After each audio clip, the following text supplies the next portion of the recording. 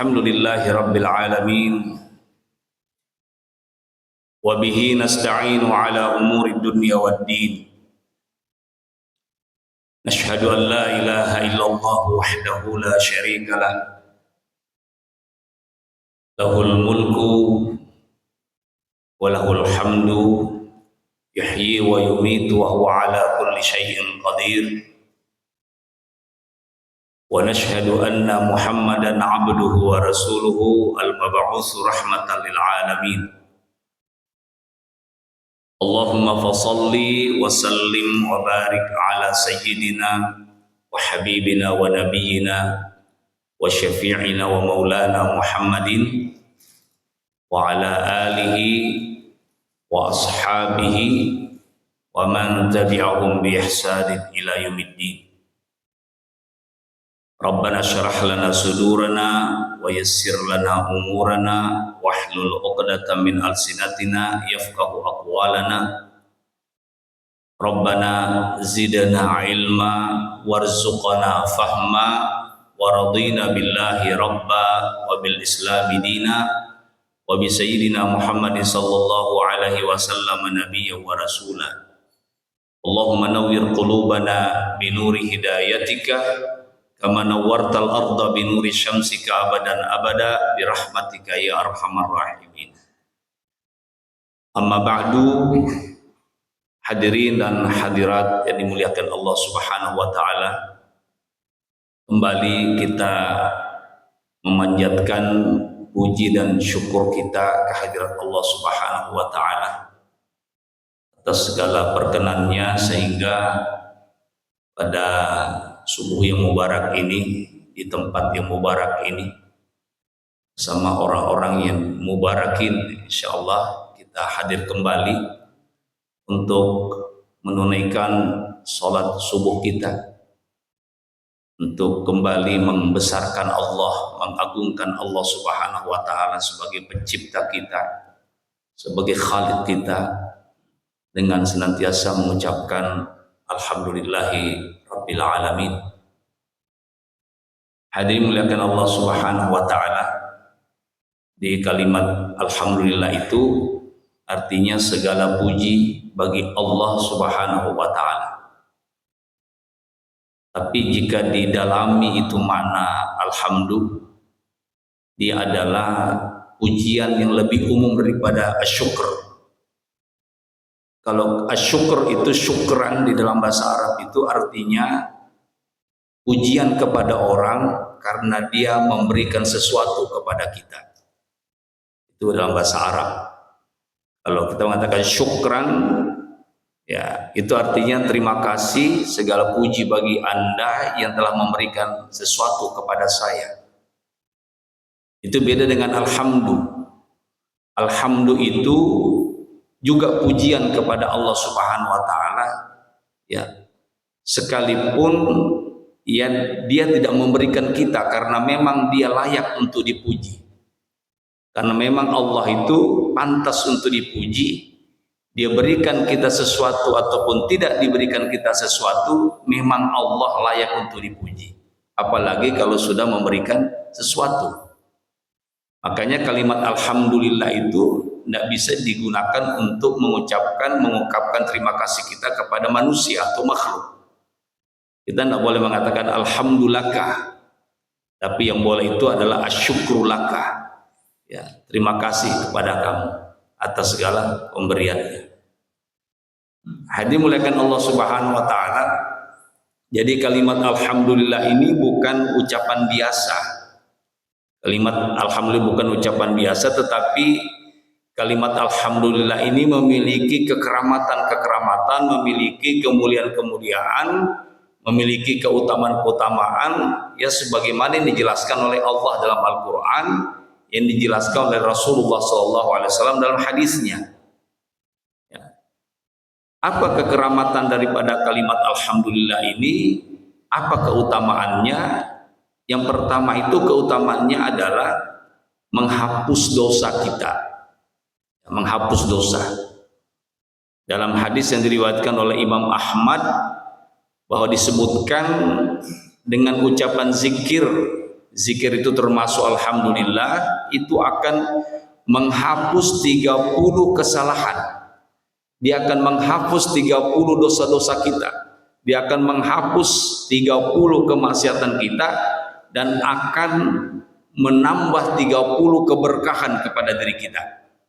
Itu kalau kita rajin mengucapkan alhamdulillah, alhamdulillah, alhamdulillah, alhamdulillah, maka 30 dosa-dosa kita, 30 kemaksiatan kita yang kita lakukan dalam keseharian itu akan diampuni oleh Allah Subhanahu wa taala. Kemudian akan dinaikkan keberkahan kita. Ya, dinaikkan keberkahan kita 30 keberkahan ya bagi orang-orang yang mengucapkan dari hatinya kalimat alhamdulillahirabbil alamin. Itu berkah yang pertama kalau kita selalu rajin mengucapkan alhamdulillah, alhamdulillah, alhamdulillah, alhamdulillah, alhamdulillah. Kemudian yang kedua, berkahnya mengucapkan alhamdulillah itu kita akan mendapatkan pahala. Selain tadi dosa diampuni oleh Allah Subhanahu wa taala, itu juga akan ya mendapatkan pahala. Nah, Rasulullah sallallahu alaihi wasallam bersabda, kalimat alhamdulillah itu adalah salah satu kalimat yang terbaik. Salah satu dari kalimat yang terbaik dari sekian banyak kalimat-kalimat yang baik diajarkan oleh Allah dan Rasulnya.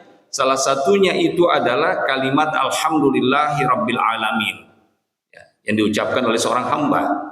Nah, kalimat ini kata Nabi SAW ringan di lidah kita, ya, alhamdulillah, alhamdulillah, alhamdulillah, tetapi berat di timbangan, ya, di timbangan amal-amal kita. Ini juga masuk pembahasan hadis kita nanti, ya, berat di dalam timbangan amal kita. Ini keberkahan, ini kekeramatan dari kalimat alhamdulillah itu. Ya, kita akan mendapatkan pahala yang besar dari Allah Subhanahu wa taala. Ringan di lidah. Dia sangat ringan di lidah kita, tetapi berat nanti di timbangan hari kiamat itu. Berat di timbangan itu. Ya, alhamdulillah, alhamdulillah, alhamdulillah, alhamdulillah. Kemudian yang ketiga itu, ya, berkahnya mengucapkan alhamdulillah adalah menambah rezeki kita. Yang menambah rezeki. Nah, Allah Subhanahu wa taala itu sudah menegaskan di dalam Al-Qur'an di surat Ibrahim ayat 7, Allah berfirman, la in syakartum la azidannakum wa la in kafartum inna azabi lasyadid. La in syakartum, jika kamu betul-betul bersyukur dengan mengucapkan alhamdulillah rabbil alamin, maka aku akan tambah-tambah nikmatku, kata Allah Subhanahu wa taala. Nah, salah satu bentuk syukur yang paling dasar itu adalah dengan mengucapkan alhamdulillah.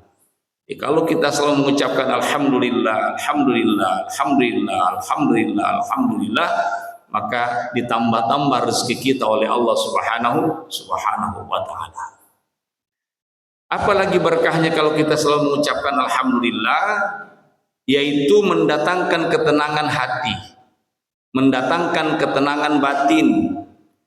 Di dalam Quran surat Ar-Ra'd itu di ayat 28 disebutkan bahwa hati ini akan menjadi tenang kalau kita ya mengingat Allah. Ala bi dzikrillahi tatmainnul qulub. Ketahuilah, kata Allah Subhanahu wa taala, bahwa dengan berzikir kepada Allah Subhanahu wa taala itu akan menenangkan hati, akan menenteramkan jiwa kita. Nah, salah satu bentuk zikir yang diucapkan selalu oleh seorang muslim itu adalah alhamdulillah, alhamdulillah, alhamdulillah, alhamdulillah. Maka dengan senantiasa mengucapkan alhamdulillah, kita akan tenang. Ya, hati kita akan tenang, jiwa kita akan tenang. Kemudian berkah yang lain dari mengucapkan alhamdulillah itu adalah kita akan dicintai oleh Allah Subhanahu wa taala. Jadi kalimat alhamdulillah ini adalah salah satu dari 4 kalimat yang dipilih oleh Allah Subhanahu wa taala dan sangat dicintai ini kalimat oleh Allah Subhanahu wa taala. Apa itu? Subhanallah walhamdulillah wala ilaha illallah Allahu akbar. Jadi salah satu dari kalimat yang dicintai oleh Allah Subhanahu wa taala itu adalah alhamdulillahirabbil alamin. Di subhanallah walhamdulillah wala ilaha illallah Allahu akbar. Jadi kalau kita mengucapkan kalimat-kalimat yang dicintai oleh Allah Subhanahu wa taala ini, maka kita pun akan dicintai oleh Allah Subhanahu wa taala. Kita akan dicintai oleh Allah Subhanahu wa taala. Dan kalau Allah sudah mencintai kita, maka apapun yang kita minta, bahkan yang tidak kita minta pun akan diberikan oleh Allah Subhanahu wa taala. Itu. Kalau Allah sudah mencintai kita, apapun yang kita minta dan yang tidak kita minta sekalipun diberikan oleh Allah Subhanahu wa taala, karena Allah mencintai kita. Makanya di dalam sebuah hadits kursi dikatakan bahwa jika hamba-hambaku sudah melakukan kewajiban-kewajiban yang aku wajibkan kepadanya dan melakukan sunnah-sunnah yang aku sunnahkan kepadanya, maka aku akan mencintainya, kata Allah. Salah satu sunnah-sunnah yang diperintahkan itu adalah berzikir kepada Allah, berzikir kepadanya. Jadi kalau hamba-hambaku sudah melakukan apa-apa yang sudah aku wajibkan kepadanya dan yang aku sunnahkan kepadanya, maka aku pasti mencintainya, kata Allah Subhanahu wa taala. Dan kalau aku sudah mencintai seorang hamba, maka aku akan memberikan apa-apa yang dimintanya, bahkan yang tidak dimintanya pun aku berikan, kata Allah Subhanahu wa taala. Dan kalau aku sudah mencintai seorang hamba, maka ketika dia berbicara, maka aku yang akan menjadi lidahnya. Kalau aku mencintai seorang hamba, ketika dia melihat, maka aku yang menjadi matanya, kata Allah. Ketika aku sudah mencintai seorang hamba, kalau dia berjalan, maka aku yang akan menjadi kakinya. Dan kalau aku sudah mencintai seorang hamba, kalau dia memegang, maka aku yang akan menjadi tangannya, kata Allah Subhanahu wa taala. Begitu hebatnya ini yang mengucapkan alhamdulillah. Nah, hadirin muliakan Allah Subhanahu wa taala, ya. Jadi kapan sebenarnya diucapkan itu kalimat alhamdulillah itu? Kapan sebaiknya kita mengucapkan kalimat alhamdulillah? Nah, sebagai kalimat zikir dan bentuk syukur, maka kalimat alhamdulillah ini diucapkan kapan saja sebenarnya. Ya, dia adalah kalimat zikir, mengingatkan kita kepada Allah, juga kalimat syukur. Ya, kalimat syukur ini. Nah, itu bisa diucapkan kapan saja, ya, diucapkan di mana saja, kecuali di tempat-tempat yang kita anggap tidak layak untuk diucapkan, seperti di kamar mandi, seperti di WC, ya, seperti di tempat-tempat sampah dan sebagainya. Itu tidak pantas kita mengucapkan zikir itu. Ya, termasuk ya ketika kita ketika membaca bismillah. Jadi bismillahirrahmanirrahim itu kata ulama kita tidak pantas dibaca ketika kita masuk ya di dalam WC. Ya, tapi sebelumnya boleh. Ya, karena sebelumnya kita diajarkan membaca bismika Allahumma inni a'udzubika minal khubuthi wal khabaithi minasyaitonir rajim. Tapi tidak disebut Allahnya. Kita mengatakan bismika, dengan namamu ya Allah. Kita tidak mengatakan bismillahirrahmanirrahim. Nah ini. Nah demikian juga alhamdulillah ini bisa diucapkan kapan saja. Nah, kapan diucapkan itu? Pertama, kalimat alhamdulillah itu diucapkan ketika kita mendapatkan nikmat yang besar, nikmat yang kecil, nikmat sedang, kita mengucapkan alhamdulillah. Seperti apa nikmat itu? Seperti kalau kita terhindar dari mara bahaya, terhindar kita dari kesusahan, terhindar kita dari bahaya, terhindar dari musibah dan seterusnya. Kita mengucapkan alhamdulillah. Jadi kalau kita melihat saudara-saudara kita di Sumatera itu yang terkena ya bencana, terkena musibah, maka kita mengucapkan untuk diri kita alhamdulillahilladzi afana. Ya, segala puji bagi Allah Subhanahu wa taala masih mensehatkan kita, masih mensejahterakan kita. Ya, masih memberikan keamanan kepada kita sementara saudara-saudara kita di sana diuji oleh Allah Subhanahu wa taala. Kapan lagi diucapkan? Ketika kita mendapatkan rezeki, ketika kita sehat, ya. Ketika kita mendapatkan kabar yang baik. Ada anak-anak kita kuliah di Jakarta, kuliah di luar negeri, di Jepang, di Mesir, ya, di Libanon misalnya, di Amerika. Kita dengar telepon, ya alhamdulillah baik-baik, alhamdulillah. Kita mengucapkan alhamdulillah. Ya, dapat kabar dari kampung orang tua kita masih sehat-sehat, om kita, tante kita masih baik-baik, alhamdulillah. Kita ucapkan alhamdulillah. Nah, jadi kita mengucapkan alhamdulillah itu ketika mendapatkan nikmat dari Allah Subhanahu wa taala. Dan dengan mengucapkan alhamdulillah, ini bentuk pengakuan bahwa semua kebaikan itu datang dari Allah Subhanahu wa taala. Ketika seorang hamba mengatakan alhamdulillah, berarti dia mengakui bahwa semua yang dia dapatkan dalam bentuk nikmat asalnya dari Allah Subhanahu wa taala. Makanya orang yang selalu mengucapkan alhamdulillah itu adalah orang yang rendah hati, tidak pernah sombong dan tidak pernah angkuh kepada Allah, tidak pernah angkuh kepada sesama manusia. Karena dengan mengucapkan alhamdulillah berarti dia sadar, dia tahu diri naisengnya lena bahwa apa yang ada pada dirinya dalam bentuk makanan, pakaian, kendaraan, tempat tinggal, jabatan, pangkat, itu dia dapatkan karena pemberian Allah Subhanahu wa taala, bukan karena kehebatannya, bukan karena usahanya murni, tetapi dia dapatkan karena pemberian Allah Subhanahu wa taala. Itu ya yang pertama. Jadi kita mengucapkan alhamdulillah itu ketika kita mendapatkan nikmat dari Allah Subhanahu wa taala. Kemudian yang kedua, kapan kita mengucapkan alhamdulillah ini? Ketika kita memulai dan mengakhiri doa kita.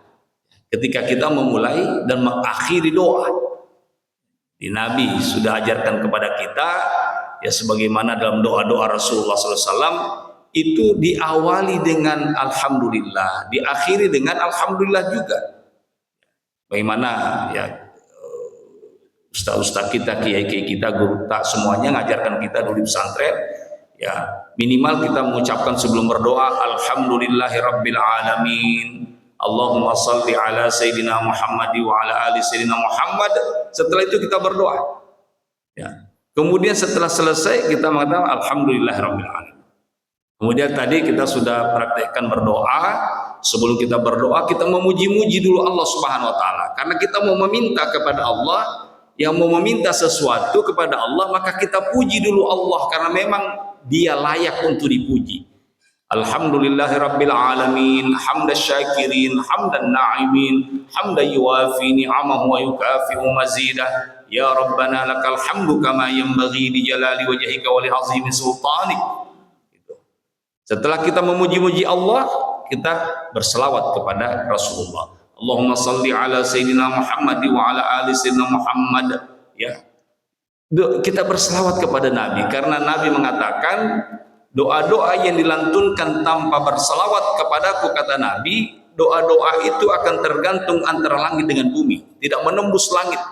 Ya, tidak menembus langit kalau doa-doa itu tidak disertai dengan salawat kepada Nabi Sallallahu Alaihi Wasallam.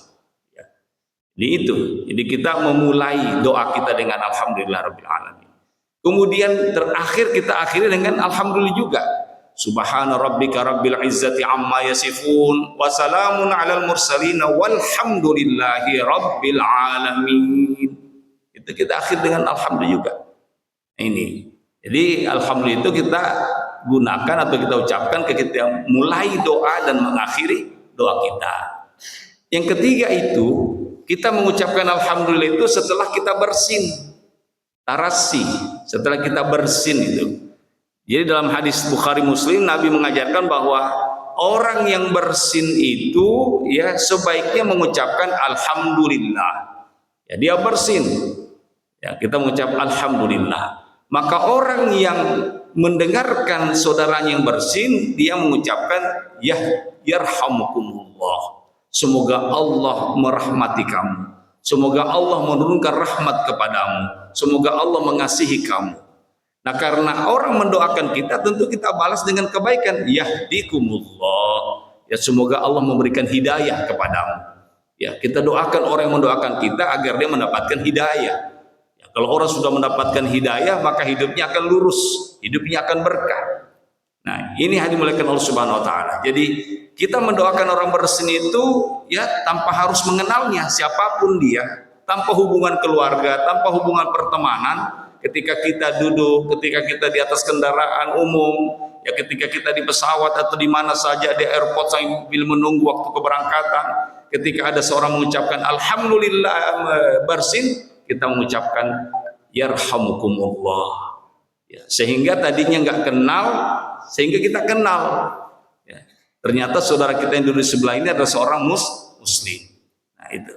Jadi subhanallah, Bapak Ibu dimuliakan Allah Subhanahu wa taala. Jadi Nabi sallallahu alaihi wasallam mengajarkan kepada kita ini ya bagaimana kita membangun hubungan ya, sosial dengan orang yang tidak kita kenal sama sekali dengan ya mendoakan dia.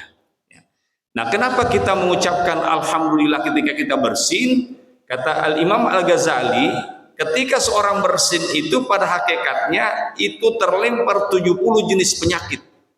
Ya, ketika bersin itu terlempar dari tubuh kita 70 jenis penyakit, maka pantaslah kita mengucapkan puji-pujian kepada Allah yang mengeluarkan penyakit itu dalam diri kita. Ya, bisa kita rasakan Bapak Ibu yang dimuliakan Allah Subhanahu wa taala ketika kita mau bersin tiba-tiba tidak jadi bersinnya. Perasaan sangat tidak enak itu. Ya, perasaan tidak enak.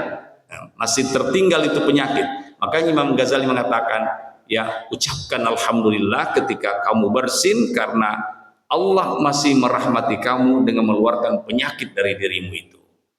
Nah, hadirin muliakan Allah Subhanahu wa taala, kemudian kapan lagi mengucapkan alhamdulillah itu ketika kita menghadapi musibah. Nah, ini tapi yang mengucapkan ini ketika menghadapi musibah itu termasuk golongan wali-wali Allah Subhanahu wa taala.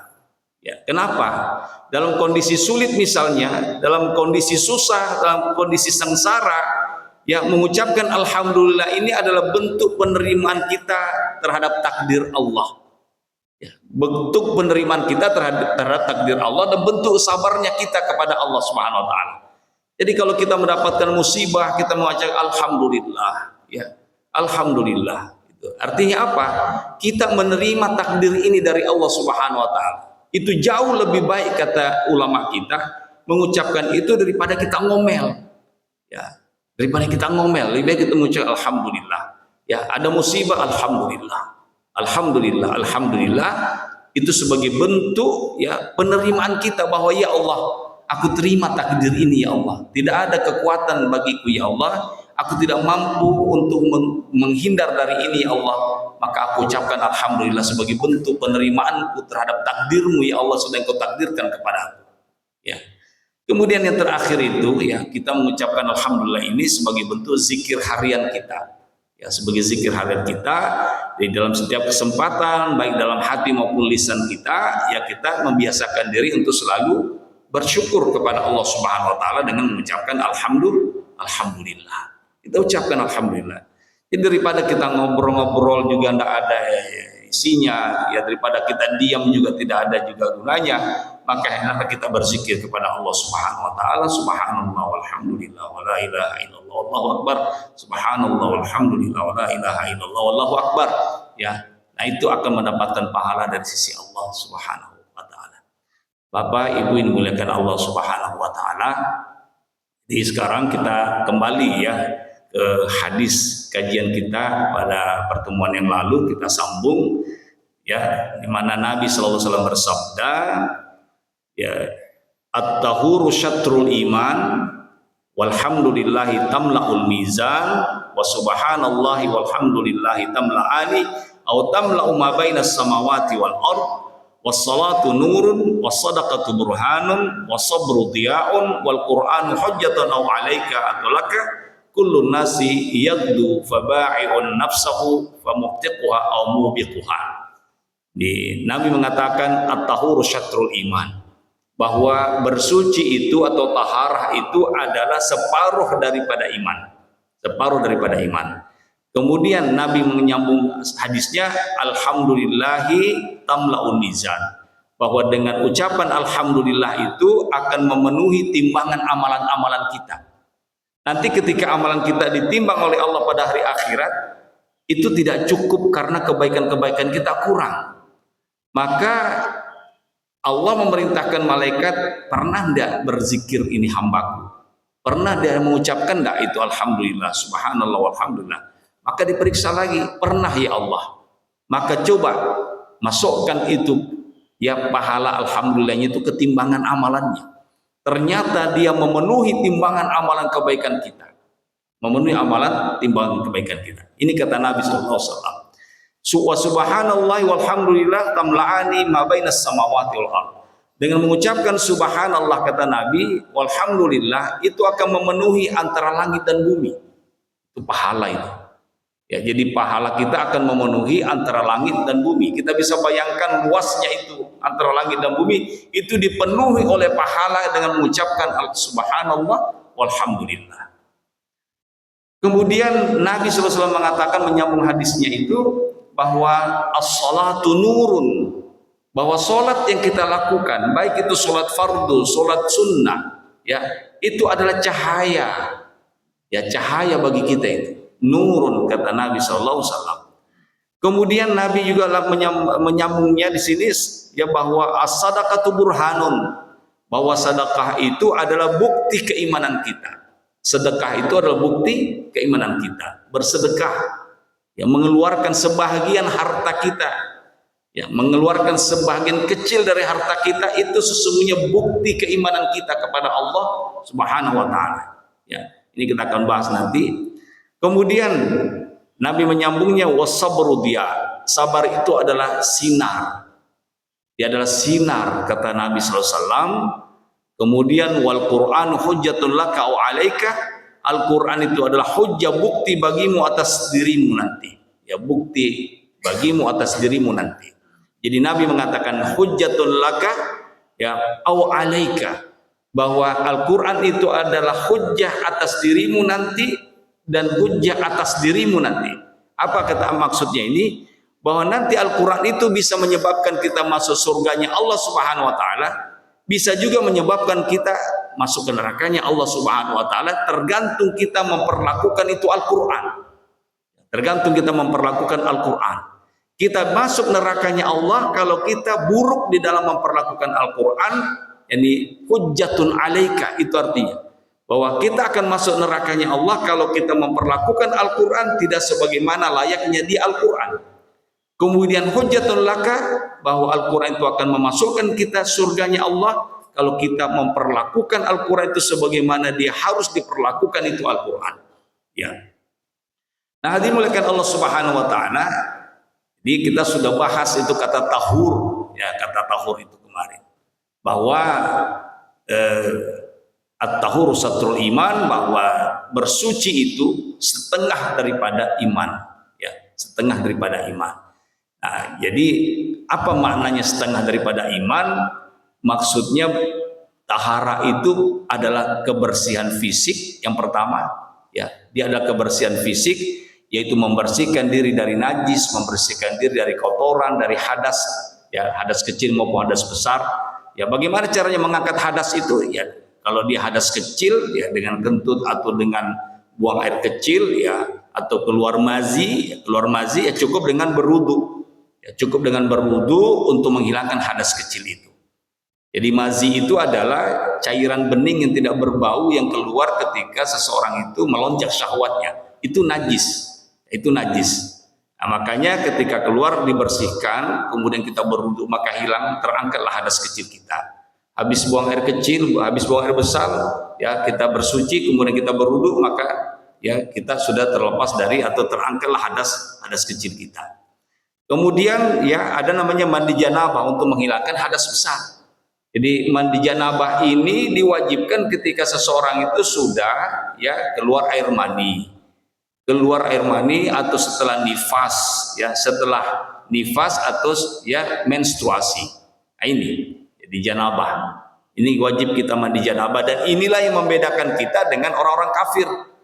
Ya, ini membedakan kita dengan orang kafir, mandi janabah ini. Orang kafir juga kalau habis keluar mani atau melakukan hubungan suami istri juga mandi juga, ya, tapi dia tidak mandi janabah, mandi biasa.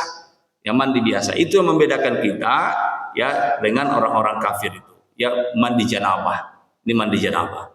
Kemudian membersihkan najis dari badan, membersihkan najis dari pakaian dan tempat sholat. Kemudian istinja, yaitu membersihkan, ya, lubang pembuangan kita setelah buang air.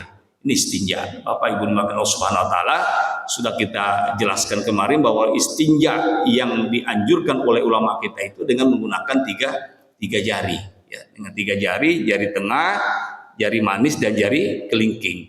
Jari tengah ini untuk menghilangkan kasar-kasarnya itu kotoran, kemudian jari kelingking ini untuk menghilangkan lendir-lendirnya itu lubang itu, kemudian yang kelingking ini untuk menghilangkan baunya. untuk menghilangkan baunya. Nah, Bapak Ibu Allah Subhanahu wa taala. Ya, ini yang diajarkan ulama-ulama kita dulu, guru-guru kita di pesantren. Nah, ingin saya sampaikan juga satu ilmu yang tidak kita dapatkan ini di kampus-kampus, ya, satu pengetahuan yang tidak didapatkan di kampus-kampus dan tidak didapatkan juga di guru-guru yang lain. Ini ya untuk apa? Untuk ya kita di sini saya bagikan ini. Jadi setelah kita membersihkan diri kita, Bapak Ibu Allah Subhanahu wa taala, dengan 3 jari ini sudah kita anggap bersih, maka kita cari itu ya ujung ekor kita. Ya, ujung ekor kita itu dicari, kemudian ditekan. Setelah bersih semua, kita tekan dengan ini Pak, dengan jari tengah itu kita tekan. Ya, kita cari itu ujungnya pas Pak, kita tekan. Kemudian setelah kita tekan, kita beralih ke pusat kita sambil ditekan. Pusat kita itu sambil kita niatkan ya semoga tidak keluar nanti ini kotoran ketika aku meninggal dunia. Kita tekan itu Pak, nah, ditutup atau dikunci karena banyak orang meninggal dunia ya keluar terus kotorannya Pak. Banyak orang meninggal keluar terus kotorannya, sehingga apa? Sehingga kesusahan itu kamu memandikannya. Sudah diberdirikan, sudah didudukkan, dibaringkan, dudukkan supaya keluar kotorannya. Setelah dimandikan mau dia diangkat, keluar kotorannya lagi. Nah, ulama kita mengajarkan, ya ini harus dipraktekkan Pak, supaya nanti ketika kita meninggal dunia itu tidak keluar kotoran kita. Dikunci memang. Ya dikunci memang ketika kita setelah selesai buang air. Kita niatkan itu. Setelah kita cuci semua dengan 3 jari ini, maka kemudian jari tengah ini mencari ujungnya itu tulang sulbi kita. Ya namanya tulang sulbi. Itu kita cari ujungnya, kemudian kita tekan, naik, kemudian kita naik ke pusar kita.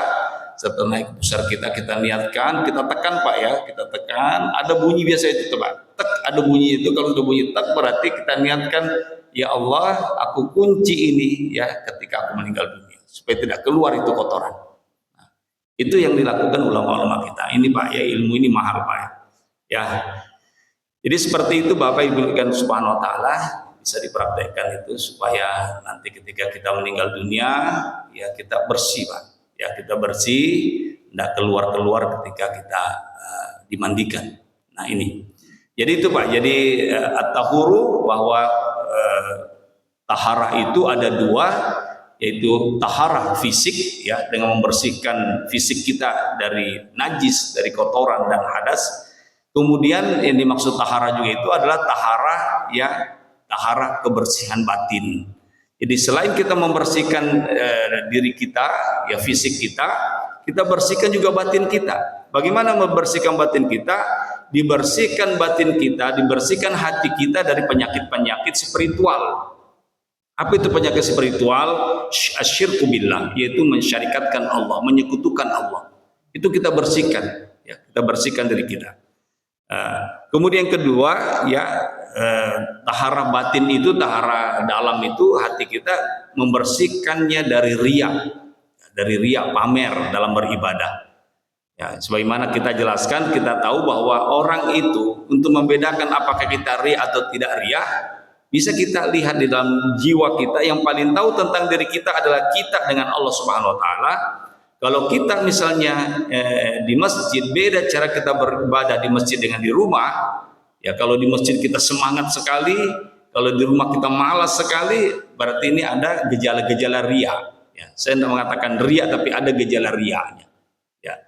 Jadi kalau di masjid kita rajin sampai berakat-rakat, kita sampai berzikir dan membaca Quran, tapi sampai kita di rumah malas kita. Ya. Berarti ada ada gejala riyanya, karena kita merasa ada yang lihat saya di masjid. Ya, ada yang lihat saya di masjid sehingga saya melakukan itu.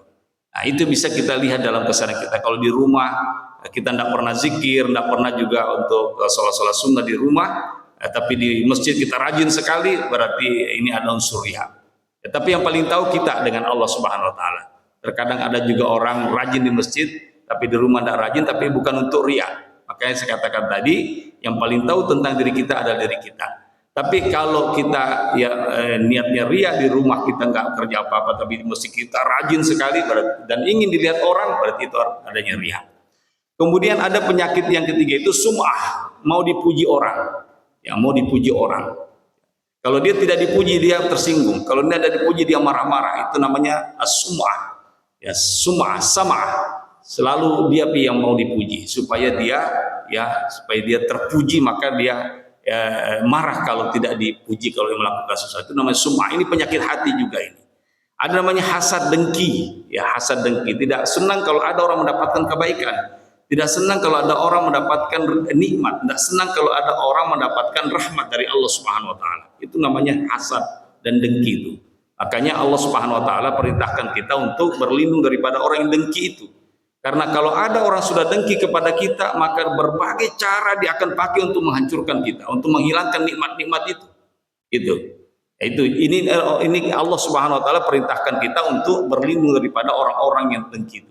Ya, qul a'udzu birabbil falaq min syarri ma khalaq wa min syarri ghasiqin idza waqab wa min syarri naffatsati fil 'uqad wa min syarri hasidin idza hasad. Ya, kita diperintahkan oleh Allah berlindung dari orang-orang yang hasad kalau dia hasad itu. Hasad itu. Nah, ini hasad tidak akan pernah berhenti dia sebelum nikmat-nikmat itu hilang. Ya, hilang dari diri orang itu, minimal dia sama dengan dirinya. Minimal dia sama dengan dirinya. Ya. Tetapi di sisi lain, Profesor Dr. Mutawalli Sya'rawi, ya, mantan Menteri Agama Mesir mengatakan, tapi kalau ada orang yang tidak ada iri kepadamu, berarti kau masih gagal dalam hidupmu. Kalau ada orang tidak iri kepadamu, berarti kamu belum sukses dalam hidupmu. Nanti kau dikatakan sukses dalam hidupmu kalau sudah ada yang iri kepadamu, kata beliau. Ya, kalau sudah ada orang iri dengki kepadamu, berarti kau itu sukses itu karena dia melihat dirimu itu lebih maju daripada dirinya, kata beliau itu. Makanya karena kita didengki oleh orang, selalulah kita untuk berlindung kepada Allah Subhanahu wa taala. Karena kalau ada orang sudah iri dan dengki kepada kita, berbagai cara digunakan, dengan cara yang jelas dan cara yang sembunyi, dia akan menghancurkan kenikmatan itu. Ya, itu dengan cara sembunyi, misalnya dia menggunakan sihir, dia menggunakan berbagai macam bantuan jin untuk menghancurkan orang itu. Ini kalau orang itu iri dan dengki. Kemudian ada namanya penyakit spiritual yang lain yang harus kita bersihkan juga, ya. Selain membersihkan fisik kita, kita juga bersihkan dari jiwa kita, hati kita dari al-kibr. Al-kibr itu sombong, ya, sombong, angkuh kepada orang, angkuh kepada sesama manusia, angkuh kepada Allah Subhanahu wa taala. Sifat sombong, angkuh ini, ya. Jadi ini berbahaya semua bagi keselamatan hati kita, keselamatan agama kita. Termasuk juga hubud dunia. Hubud dunia, mencintai betul dunia ini. Allah Subhanahu wa taala, Nabi sallallahu alaihi wasallam tidak melarang kita untuk mengambil dunia ini, tidak dilarang. Tapi jangan berlebih-lebihan sehingga lupa waktu kita untuk sholat, lupa waktu kita untuk berzikir, lupa waktu kita untuk bersalawat. Jadi habis semua waktu kita untuk dunia ini. Jadi kejarlah sesuatu yang belum tentu engkau mendapatkannya, yaitu ibadah kepada Allah. Kalau dunia ini kita akan dapatkan, kata Imam Ali radhiyallahu anhu, kita akan dapatkan ini. Ya, kalau kau sudah bergerak bekerja, pasti kau dapatkan ya duniamu. Yang kau perlu cari adalah, yang perlu kau tergopoh-gopoh mencarinya adalah akhiratmu, yang belum tentu kau dapatkan itu. Ya, belum tentu kau dapatkan. Kalau duniamu ini yang kau dapatkan selama nyawamu masih ada, kata ulama kita, maka rezekimu akan diberikan oleh Allah Subhanahu wa taala. Yang pasti kamu harus bergerak di dalam hidupmu, kau dapatkan duniamu itu. Tapi yang perlu kau tergopoh-gopoh untuk mencarinya, ya, adalah akhiratmu itu. Ya, karena kau belum tentu mendapatkannya, ya, apakah kau selamat atau tidak selamat di akhiratmu. Oleh karena itu, berusaha sekuat tenaga, tergopoh-gopoh untuk mendapatkan akhiratmu itu. Nah, ini hati dimuliakan Allah Subhanahu wa taala, beberapa penyakit hati, ya, dikatakan di sini penyakit spiritual yang harus kita bersihkan. Ya, selain membersihkan badan kita, membersihkan pakaian kita, membersihkan tempat kita, ya, maka kita bersihkan juga jiwa kita. Ya, kita bersihkan juga jiwa kita. Nah, hadirin dimuliakan Allah Subhanahu wa taala. Kemudian Allah Subhanahu wa taala juga, ya, berbicara tentang kebersihan itu. Ya, Allah Subhanahu wa taala juga berbicara tentang kebersihan. Di mana Allah Subhanahu wa taala berfirman di dalam Al-Qur'an, la taqum fihi abada, la masjidun ussisa 'ala taqwa min awwali yaumin ahaqqu an taquma fihi rijalun yuhibbuna ay yatatahharu wallahu yuhibbul mutahharun. Ya wallahu yuhibbul muttahirin.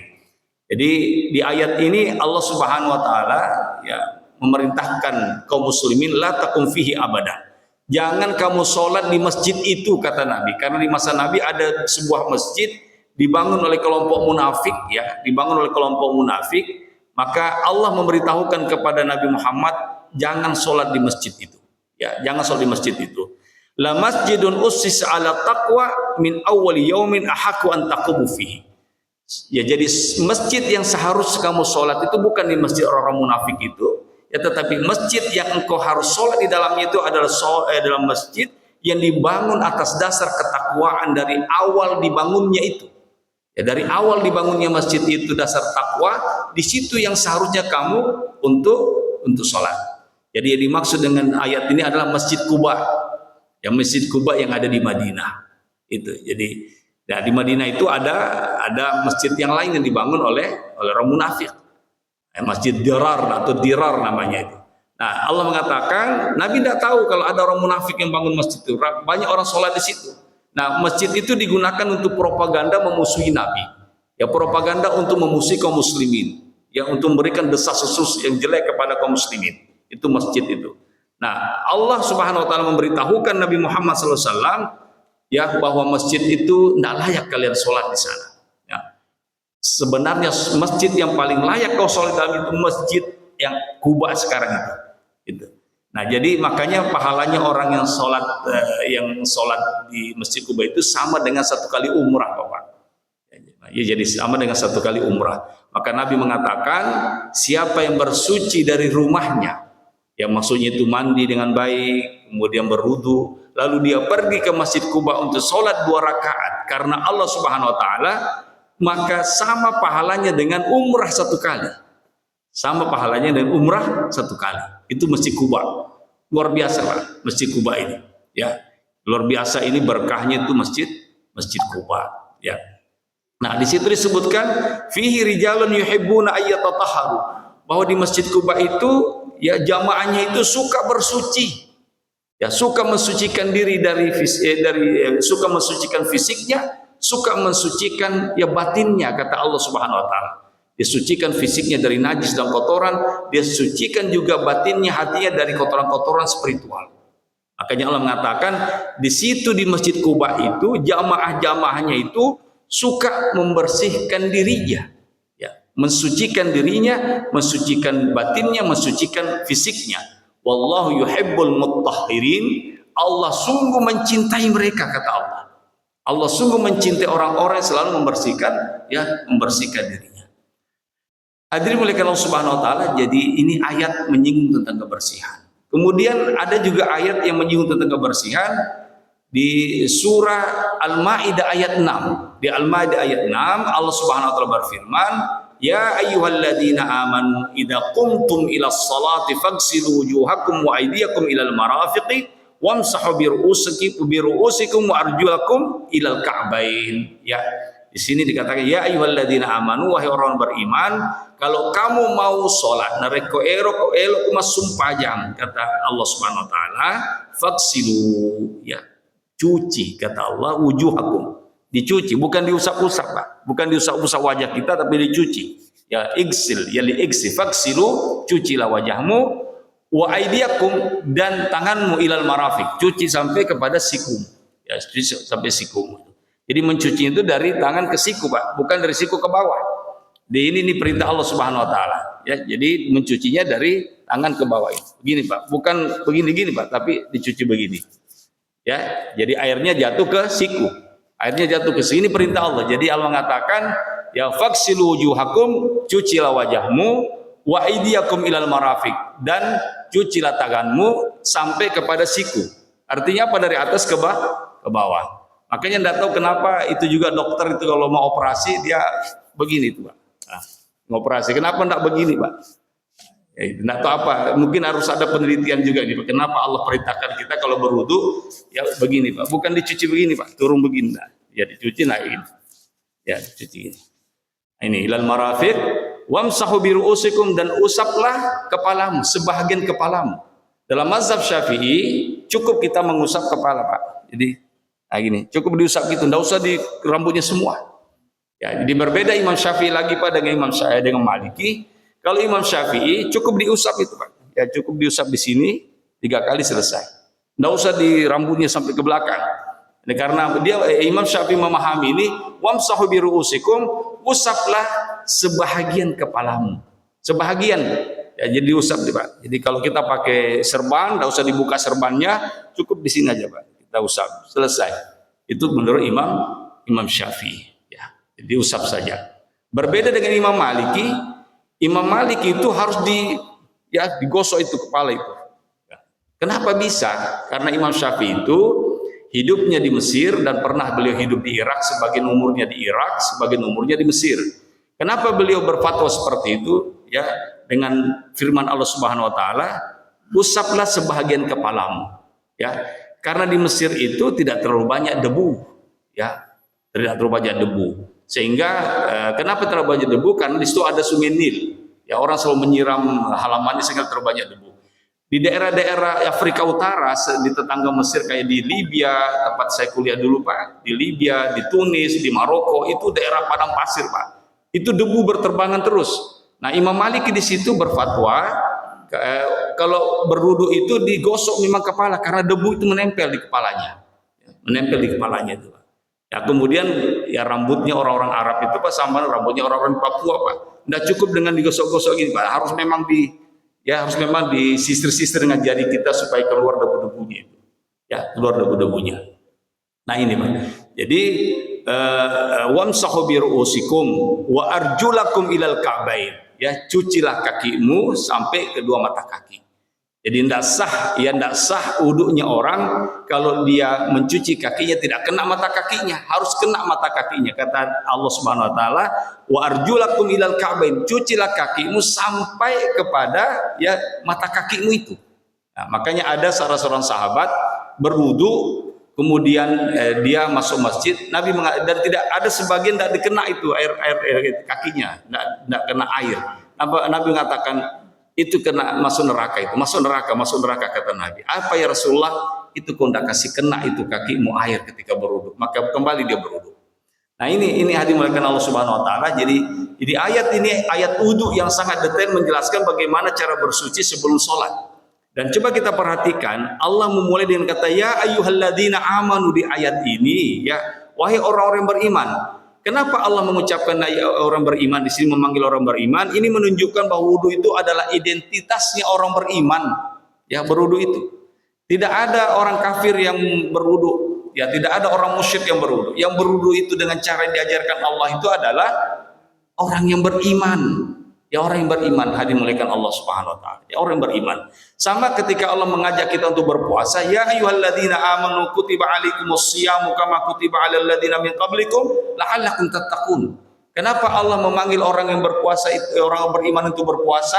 Karena hanya orang yang beriman saja yang mau berpuasa sebagaimana ya kehendaknya Allah, sebagaimana petunjuknya Allah Subhanahu wa taala.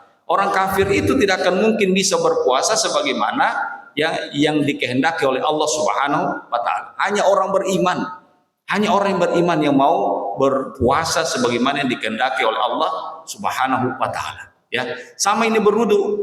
Ya, berwudu ini hanya orang beriman yang mau berwudu seperti yang diajarkan oleh Allah, sebagaimana yang diajarkan oleh Rasulullah sallallahu alaihi wasallam.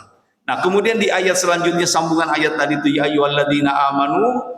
Ya, itu tadi idza qumtum ila sholati faghsilu wujuhakum wa aydiyakum ilal marafiq wamsahu bi ru'usikum wa arjulakum ilal ka'bain. Sambungannya itu ayat wa in kuntum mardha. Kalau kamu sakit kata Allah, au ala safarin, atau kalau kamu dalam musafir, au jaa ahadukum minal ghaid, atau kalian datang dari tempat pembuangan airmu, ya, datang dari WC-mu, dari toiletmu, aw lamastumun nisa, atau kamu menyentuh perempuan, falam tajidu ma'a, dan kau tidak menemukan air, fatayammamu sa'idan thayyiban, maka bertayamumlah kamu dengan debu yang suci. Bertayamumlah kamu dengan debu yang suci. Jadi Bapak Ibu mulakan Subhanahu wa taala, jadi kalau ya kita dianjurkan berwudu, diperintahkan berwudu oleh Allah Subhanahu wa taala ya ketika kita keluar dari kamar mandi. Ya. Berwudu Pak. Ketika mau keluar dari kamar berwudu kita. Ini kata Allah Subhanahu wa taala, wa in kuntum marda, kalau kamu sakit, au ala safarin, atau kamu dalam perjalanan, au jaa ahadukum minal ghaid, atau kamu keluar dari tempat pembuangan airmu, ya, au lamastumun nisa, atau kamu menyentuh perempuan, falam tajidu ma'a, dan kau tidak menemukan air untuk berwudu, maka bertayamumlah. Jadi ini perintah kalau kita keluar dari kamar mandi berwudu ki, ya, berwudu ki keluar kamar mandi. Atau kita berwudu memang dalam kamar mandi, kita yakinkan bersih semua, kita berwudu di kamar mandi kita, dan wudu itu langsung bisa dipakai untuk sholat, ya, langsung bisa dipakai untuk sholat. Nah, Bapak Ibu dimuliakan Allah Subhanahu Wa Taala, jadi lihatlah bagaimana Allah itu memperhatikan masalah tahar sampai ketika air tidak ada pun, ya, Allah masih memberikan solusi alternatif, yaitu tayamum, ya, tayamum itu. Nah, ini menunjukkan bahwa bersuci itu wajib dan tidak bisa ditawar-tawar itu bersuci dalam agama kita, ya, tidak bisa ditawar-tawar. Nah, bagaimana misalnya kita jadi bertayamum itu boleh dilakukan ketika kita dalam perjalanan. Dalam perjalanan tidak ada air, maka bertayamumlah, ya. Terus bagaimana dengan di pesawat? Nah, ada perbedaan ulama bahwa di pesawat itu, ya, tidak ada tayamum di pesawat, ya, tidak ada.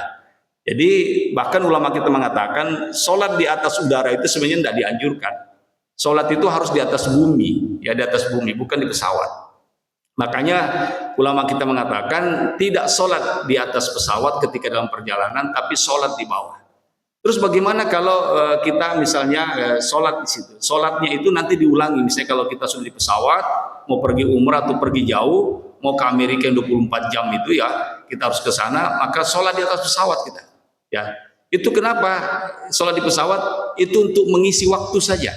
Ya, jangan, ya, supaya waktu itu tidak kosong dengan ingat kepada Allah. Tapi ketika kita sampai di bumi, kembali sholat. Ya, kembali sholat itu. Jadi sholat di udara itu tidak dianggap sholat itu. Kenapa paling ada orang-orang sholat, ulama kita sholat itu untuk mengisi waktu, jangan sampai hilang itu waktu untuk sholat itu. Ya, tapi ketika kita sudah sampai di bumi, maka sholatlah, ya, sholatkan itu yang sholat yang kita berada di atas bumi, di atas udara, sementara sholat orang di bawah sholat. Jadi ketika kita sudah landing, sudah agak tenang, maka kita sholat kembali. Bagaimana kalau saya tidak sholat di atas? Tidak ada masalah. Ya, jadi bagaimana kalau lewat waktu? Tidak apa-apa. Ya, dijamak, ya, dijamak. Jadi sholat ya di atas itu tidak dianggap sholat itu, di atas pesawat itu. Yang dianggap sholat itu adalah ketika kita di bumi. Nah, jadi nggak apa-apa kalau kita sholat di atas pesawat untuk mengisi waktu-waktu itu. Kalau saya tidak sholat, tidak apa-apa. Tapi Anda harus sholat di bumi. Nah, itu. Ini makanya tidak ada tayamum di pesawat itu. Karena di pesawat itu tidak ada debu, Pak. Yang tidak ada debu di pesawat itu. Jadi yang ada debu itu di bumi, ya, di dinding-dinding ini ada debu. Kalau di pesawat tidak ada, Pak. Ya. Jadi ini memang terjadi perbedaan pendapat ulama, tapi jumhur ulama mengatakan sholat itu di atas bumi, bukan di pesawat, ya, bukan di pesawat. Nah, hadirin muliakan Allah Subhanahu Wa Taala. Kemudian yang terakhir ada ayat, ya, yang kita sudah baca kayak ini, wasiyabaka fatahhir warrujz fahjur. Dan pakaianmu bersihkanlah, kata Allah, dan perbuatan dosa tinggalkanlah. Jadi ayat ini, Bapak Ibu melihat Allah, turun di awal-awal kenabian ini. Di awal-awal kenabian ketika Rasul pertama kali menerima wahyu dan diperintahkan untuk berdakwah. Jadi Nabi itu ada dua fasenya. Nabi Muhammad SAW dilantik menjadi Nabi, kemudian menjadi Rasul. Kapan dilantik menjadi Nabi? Ketika turun itu ayat Iqra bismi rabbikal ladzi khalaq, itu dia sudah menjadi Nabi itu. Sudah menjadi Nabi. Beberapa bulan kemudian turun perintah, ya, wasiyabaka fatahhir. Nah itu, ya, jadi sudah masuk, dia dilantik menjadi Rasul. Makanya semua Nabi dan Rasul itu dilantik dulu menjadi Nabi, setelah menjadi Nabi, setelah itu dilantik menjadi Rasul. Dan tidak semua Nabi itu Rasul, tapi kalau sudah Rasul, dia sudah pasti Nabi. Kenapa? Karena dia sudah melalui fase kenabian, baru dia dilantik menjadi Rasul. Jadi katanya 3 bulan setelah itu baru dilantik menjadi Rasul. Ya, jadi tidak semua itu Nabi Rasul, tapi Rasul itu sudah pasti Nabi. Kayak Nabi Muhammad SAW, Nabi Isa, Nabi Musa, dan seterusnya, itu Nabi dan Rasul. Tapi tidak semua Nabi itu Rasul. Nah, saya kira dimuliakan Allah Subhanahu Wa Taala. Jadi di sini Allah Subhanahu Wa Taala fatahhir, ya, fatahhir, wasiyabaka fatahhir, bajumu, pakaianmu, ya, pakaianmu itu sucikan.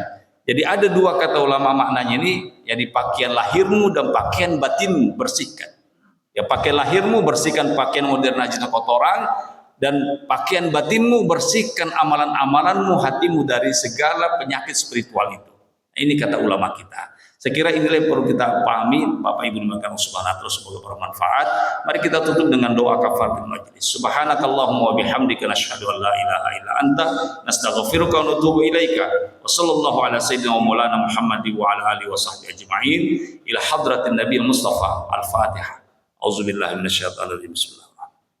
Ar-Rahmanir Rahim, Maliki yaumiddin, iyyaka na'budu wa iyyaka nasta'in, ihdinas siratal mustaqim, siratal ladzina an'amta 'alaihim ghairil maghdubi 'alaihim waladdallin. Amin.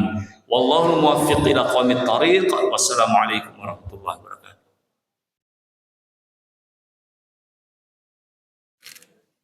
Allah.